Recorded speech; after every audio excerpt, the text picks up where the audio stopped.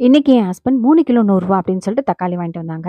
அதில பார்த்தீங்கன்னா, இங்க ஒண்ணு, அங்க ஒண்ணுமா கொஞ்சம் நல்லா இல்லாம இருந்துச்சு. தனியா தட்ல காவட்டா எடுத்து வச்சுட்டு, மீதி பழுத்த தக்காளியெல்லாம் எடுத்து மிக்ஸியில தண்ணி விடாம இந்த மாரி அரைச்சு எடுத்துக்கிட்டோங்க.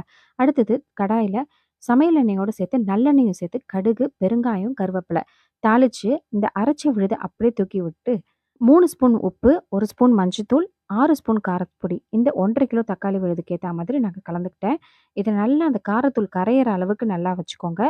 கறந்த பிறகு கொஞ்சம் பபிள்ஸ் வரும்போது மூடி போட்டு மூடி வச்சுருங்க. ஹை ஃப்ளேம்ல ஒரு 2 நிமிஷம் கழிச்சு திறந்து பாருங்க. கொஞ்சமா கெட்டியான மாரி இருக்கும். அதுக்கப்புறம் இன்னும் நல்லா எண்ணெய் பிரிஞ்சு வரணும். அதுவரைக்கும் நல்லா கலந்து விட்டுட்டு, இன்னும் கெட்டியான பிறகு கொஞ்சமா அதில வெல்லம் சேர்த்து இறக்குனீங்களா, சூப்பரா தக்காளி தொக்கு ரெடிங்க.